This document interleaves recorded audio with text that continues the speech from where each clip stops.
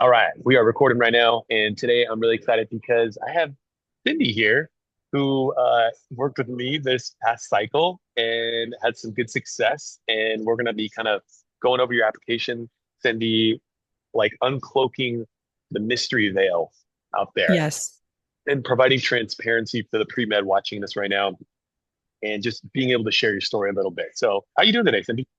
I'm doing great. How are you, Alejandro? I'm doing good. I love your microphone setup, by the way. It sounds Thank you so so crisp much. and clear. Perfect. I love it. Are you in the podcasting realm, Cindy? I am in the podcasting realm. And by the way, this was a great conversation starter for interviews, I will just say. I love that. I Yeah. love that. I think you told me before that you're in the podcast realm. You've shared with Yeah. me. So love your setup, and so cool that was a good question starter, conversation starter. Cindy, let's kind of get into it. I guess for the audience that is watching this right now, can you tell us a little bit about yourself? Yeah. So, hi guys, I'm Cindy. I'm 24 years old right now, graduated from California State University, Long Beach. I took a gap year in between to study for the MCAT, and now technically this is my second year in my gap year as I'm now accepted into medical school and ready to move on. And just to give you a background on my stats, I graduated Long Beach with a 3.94 GPA, which I was very proud of. But the MCAT was a bit of a struggle for me. And I ended Mm, up getting, I took it once and I got a 506. okay.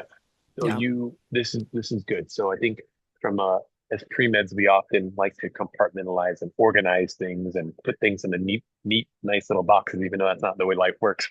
But I know.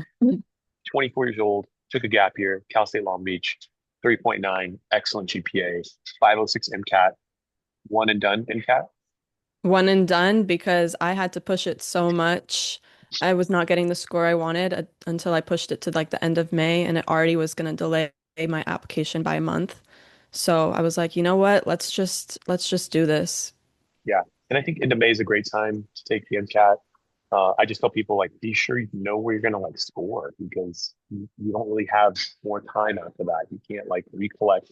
I mean, you could, but it's gonna make delay your application, you know? Exactly. So like if you're gonna take it into May, early June MCAT, just know where you're gonna score.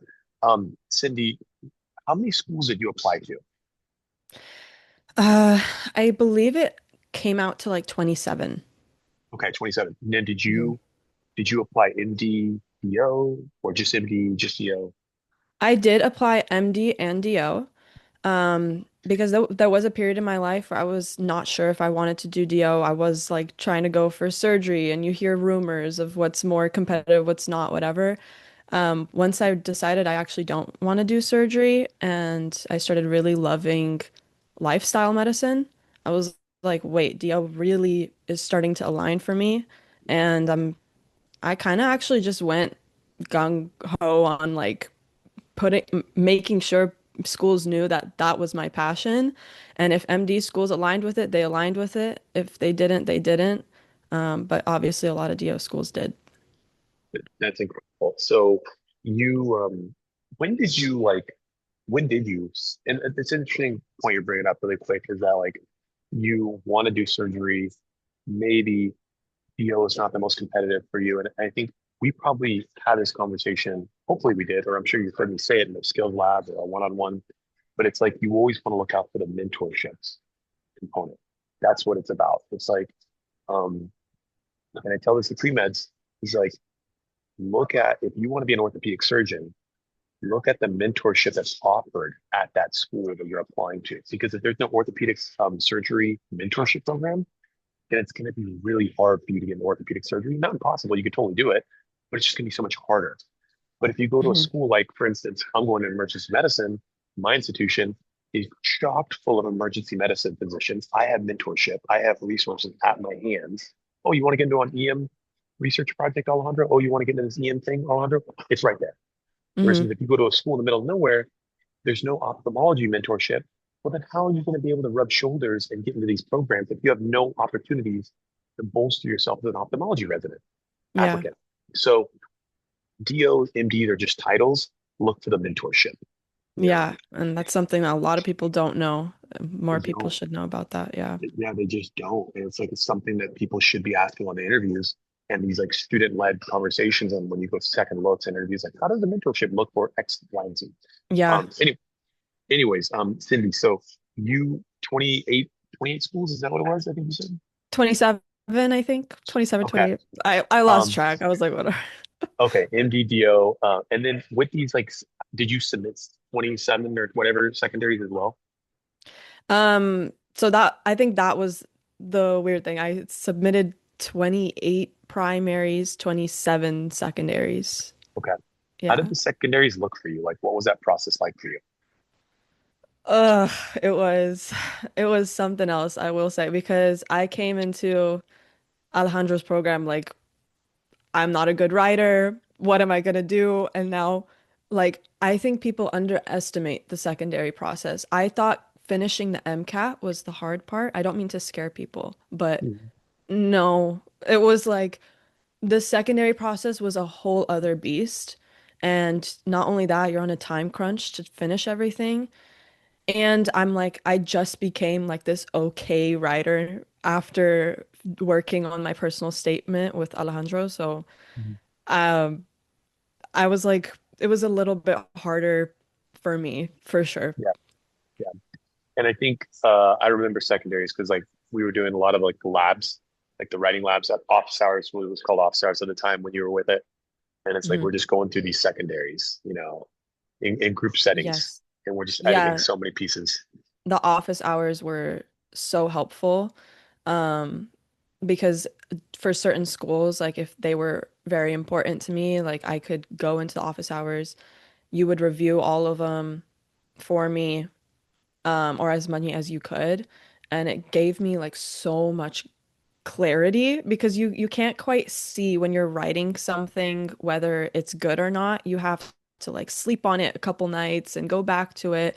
But the office hours kind of just quicken that process. And it's like, oh, that needs to be worked on. I'm like, you know what? You're right. Now that you pointed out, go work on it, come back next office hours, fix it up. Yeah. Yeah. Okay. So interviews. How many interviews did you have getting Cindy? I got five, I think. I Okay. got five Five rooms. interviews. Yeah. And I ended up not going to one Oh because, wow. yeah, I wasn't interested, so I just gave up my spot. Isn't that like a amazing place to be where you're just like, I don't It- want to go to that one. I'm good. It's it's insane. Like I was going through this application process at one point, going back and forth, but like my lowest points were like, I'm might not get a single interview. And it was kind of weird. Now I'm looking back and I'm like, you're crazy for thinking that. But at the time, it's like, I would never think that I'm going to deny an interview because I got into a school that I really wanted to go to. So it's a great feeling. Let's talk about that for a second. What were the acceptances? What did that look like for you? Yeah, so it started off with a little bit of the farther DO schools. You have Toro, Nevada in Las Vegas. You have in Arizona, Midwestern University, whatever. And there was another one in Arizona as well. Mhm. And I was like, once I got that first acceptance, even though it wasn't top choice, I was like, I'm good. I'm like, I can breathe. It's okay. I'll move to Las Vegas. Like, I'm Yeah. okay. But my my family is, I live in Los Angeles, so my family's here. My partner is here. Everything is here that I want to be around. Like, everything I worked for was to stay in Los Angeles. Mhm. Eventually, I got an acceptance to Western University in Los Angeles in Pomona, and it was the best feeling ever calling up all my family members and my partner, and we're like crying on the phone together. Yeah, it was a great feeling. Actually, also, I'm still waiting on one more because Okay. they have a longer period, and that's Charles Drew. So we'll see what they say, but yeah. Wow. Charles Drew. That'd be the dream. Cindy, like, what was that like? Let me ask you, what was the first acceptance like for you? Walk us through that. Like, what were you doing? What was happening? And Mhm. then what was like that Western? Because it sounds like you were really pumped on that Western acceptance. Like, can you Oh give yeah. us the breakdown on both? Toro, Nevada was the first one. They were very quick with the turnaround time. I interviewed, I felt great about the interview. 2 weeks later, got the acceptance, and just, it was through my email, and I was like, it was a great feeling. Love it. Um, got, and it was even better. Like the second one, I actually knew was coming technically because the interview, I was so prepped for the interview, so well prepped. I used so many of your resources. You have like a bunch of outlines. So I looked at every single outline, prepared all the main stuff, and then kind of just took the rest as natural as I possibly could. That that Midwestern University interview, I had the interviewer email me after saying that I recommended you to our admissions committee. You would be a great candidate. I didn't, that's not usually common. Um, from straight from the interviewer saying like I'm doing this, I'm recommending you. So Wow. that was a great feeling as well. But then Western, I was actually in the middle of work and I got the email and my heart dropped. And my EMT partner was like, "What the heck just happened?" I'm like, I just got an email. I need to open it. I need to open." They're like, "Don't open it. You just started your shift." No way. But no, I was like, I have to open it. And then opened it, saw the confetti, and I was like, "Don't cry right now. Don't cry." right now." It was just a really amazing feeling. That's were you guys like in the truck or something like that, or were you guys like at the I'm headquarters? actually an event EMT, so we were in the middle of like a concert, like music blasting in the background, like people coming up. Yeah, it was crazy. That is amazing. That gave me Yeah. chills just hearing. Um, you said something interesting, Cindy. Like one of the interviewers was like willing to go to bat for you. And you're like, that was super uncommon that they said they're gonna like email the dean or whatever. What do you think it was in them that was like put themselves out like like they were putting themselves in the line for you like that? Like, because that is uncommon. Like, what do you think it was? Um, I f I think it's because I took power. I don't know how to say this right, but like Yeah, I I took think just speak power. plainly. Yeah, I mean, I took power of the interview for real. I mean, that's how I was trained within your program. And once I like kind of developed that mindset, right away, they're not saying the first, and I did this for every interview. They're not saying the first word. I'm saying the first word. I join in Mm. and I'm saying, "Hi, how is everyone?" Like I'm the conversation starter. I'm the one making everyone feel welcome.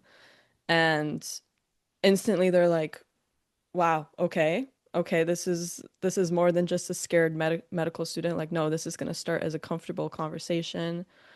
Um, this was a huge conversation starter for them. Like they loved this, and that started like flowing. Like the interview was more of Microphone. like a flowing conversation. Yeah, the microphone. And then um eventually I aligned very well with the DO philosophy too. Like their questions Mm. were very much what do you know about the DO philosophy? Can you explain it? How do you align with it? Blah blah blah. I already naturally like that's my passion. So they saw that alignment and they were like, yeah, this is the girl for us.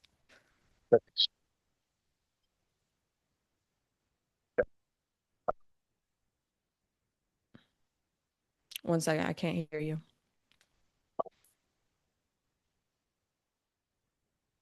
Okay, There you I had to go. switch You audio. got it. Um, so sorry, the audio quality just probably dipped down a little bit, but I'm off my computer right now. When you're You're talking good. about this like quality or this power in the interview, and like you are kind of asserting your power in that, it's like you're kind of like, and this is something we talked about in the program. It's like you are asserting your authority in the interview, like not Hmm. from like an overly confident way where you're like, oh, I'm this egotistical blah blah blah. No, no, no, no. It's almost like this is who I am. These are my values. These are my beliefs. This is how I operate. Take me or leave. Yes. It's like that's the kind of like the power that you're bringing into this, and people aren't drawn to that. People aren't used to that in medical school admissions committees because, like you said, they're used to like that scared. timid pre-med who's begging, operating out of scarcity, urgency, and people can Hmm. see right through that. So that's incredible that you're able to embody that. I love hearing that. Yeah, and I applied that to my writing as well. And it's a very, very good feeling when you're confident in what you're writing and it's like that take me or leave me feeling. Yeah, Mhm. I think it helped a lot. Still good. Cindy, just kind of wrapping up here. Is there anything in the program that like maybe stuck out to you? I know the program evolved when you got in. It wasn't market the mission when you first joined, but then it evolved and we added on all these different things. But was there anything in the program that I said or did, this is good feedback for me, that really kind of stuck out to you, that resonated with you, that you kind of carried with you throughout the application cycle? Maybe there was, maybe there wasn't. I don't know. Like, was there anything like that at all? Um, Definitely the mindset shift is the biggest thing because it you can see that within every part of my application because of your program. Like within the personal statement too.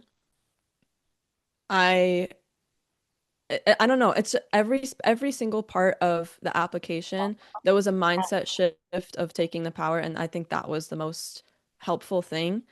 Um, and then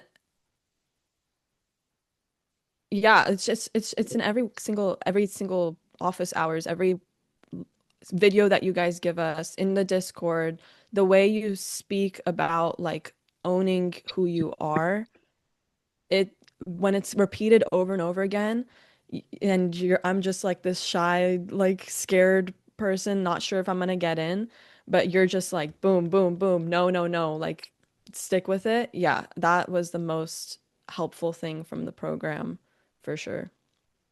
Yeah, it's like this, it's the mindset thing, right? It's so The much of a mindset. mindset. It Yeah. really is. And so because you can do all these amazing things, but if your mind isn't in it, it's like if you can't operate from that place of no, I'm valuable, I am of worth, and I don't need medical schools to deem me worthy, quote unquote. Hmm. Um, it's like people see through that. People can feel that in your application Yeah. and they want to draw near to you. They want to invite you to things. And you're going to take that with you and beyond medical school. Like this is something that you're going to take in medical school, beyond medical school, in the residency. So that's amazing to hear. I love that, Cindy. Is Exactly. my final question here, Cindy, is for you, is like for the pre-medical student out there who's like, man, I'm worried about my GPA. I'm worried about my MCAT score. I'm maybe I want to go to this competitive specialty and I don't know if I'm going to be able to get in the right medical school.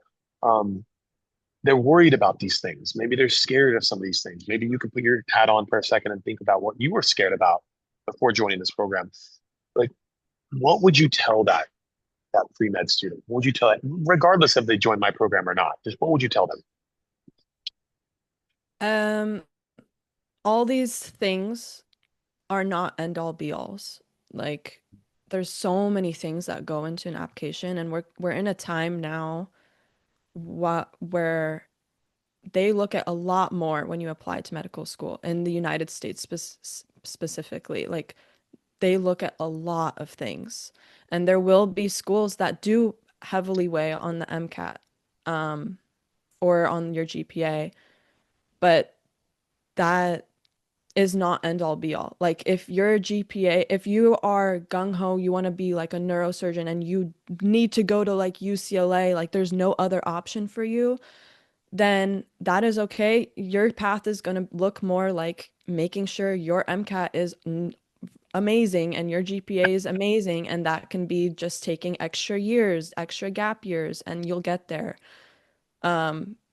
But yeah, I mean, I had a really high GPA. I had an okay MCAT, a great, good for DO schools, not so great for MD schools. But like, look at me now, and I get to stay in Los Angeles specifically. Staying in a California school, period, is difficult. But I get to stay here next to my home. So everything that I was worried about, like the even the B, like a B that I got in undergrad, that I'm like, no, like it ruined my Yeah, GPA. Like so I could have got a couple more B's and still gotten where I am just because the writing too was such a big aspect. And I can confirm that because I know you stated before UCSD.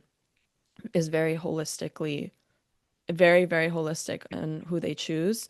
Um, I got an email from UCSD saying that they're not denying me, but they're putting me on hold for an interview. So that means I'm in the Mm, top like 30% or whatever.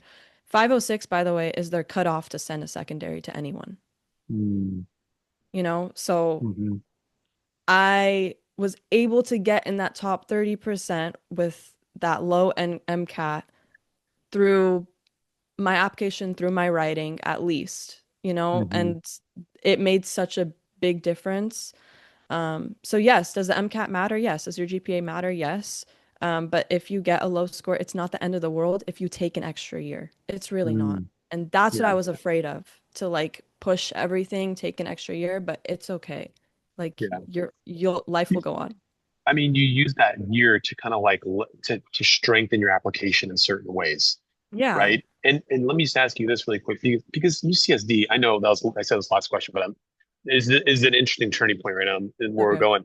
But UCSD is statistically one of the hardest schools to get into the country. It's just looking at the just statistically, their acceptance rate is like one of the most is the lowest in the country.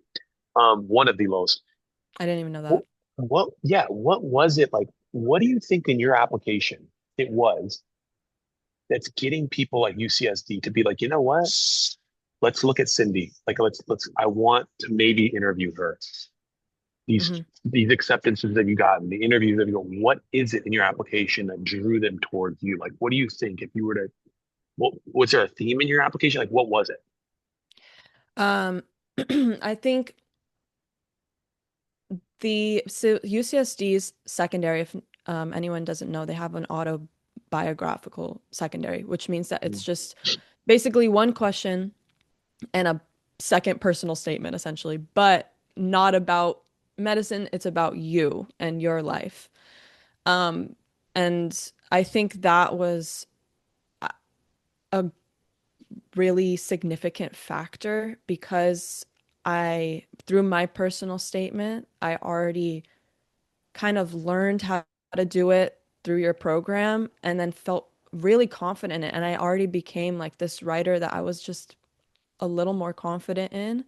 Took what I learned from there, used it in the autobiographical statement, and then I kept to my theme, I guess. Like mhm. my theme is to look at the whole person and lifestyle medicine and integrative health. I know UCSD has an integrative health program as well. They have a center. So sticking with that and then seeing that they aligned with that, I think that's what got me in that section. I don't know. Like your mission, and that's exactly, My mission, yeah, yeah, was you know, aligned throughout my whole application, and I wouldn't have known that before your program. I wouldn't have thought of that. But yeah, mm, keeping my mission the same throughout everything to show how passionate I am. Yeah. yeah. And you're going to attract those schools that align with that. And you're going to vet out the schools that don't align with that. And you're going to be Yeah, like, I don't want to go to that school. It's exactly. like, it's kind of like, and I had this conversation with somebody else on one of these interview calls. It's like dating. Like your dating profile is your primary application. Those secondary essays are like you're texting back and forth now. And the interview is kind of like you're actually in the in-person date and you're True. kind of vetting that person at every step of the way. Like, do we align? Do we have the same values? Do we have the same beliefs? And if we don't, that's okay. And if we do, that's great. This would be a great partnership. Let's explore this further. But I Hmm. think going into it with that mentality and as opposed to, oh, I got rejected from another school. It's like, no, you just vetted somebody out that you're not aligned with. That's good. And you're getting closer to Exactly. the person that you want to be with, the medical school that you actually want to be with. And having that mindset, having that shift, oh my God, it's the best feeling ever. Mm. Because now you're not like crying over a school that like didn't take you. You thought you were supposed to go there. No, you're just waiting for the one that aligns with you, and you're proud of that. So so good. So good. Cindy, this is amazing. Thank you so much for joining me today, even with all my audio issues, stuff like that. You're amazing. I'll keep doing What's the podcast called? Can you shout us? How can people find and listen to the podcast? Shout yourself out. Please put yourself out there. Yeah, it's called Life is a Pre-Med. So if you need any advice on the pre-med journey, I'm gonna be popping out more episodes now that I'm free and I can do things now. So Life is a Pre-Med, Spotify or Apple Podcasts if you would like to listen. Life is a pre-med. Okay, I will link that in the description of the YouTube channel so people can see that. And then what about social media platform? Does Life as a pre-med have like an Instagram or a TikTok? It does. I'm taking a break from social media though, so it's Okay. not as active, but it's Life as a Pre-Med on TikTok if you would like to see it. Okay, I will link that as well. Cindy, thank you so much. Congratulations. You're amazing. And yeah, you've inspired a lot of us today. Thank you, Alejandro. Thank you for everything. Seriously. Yeah, yeah. Take care, everybody.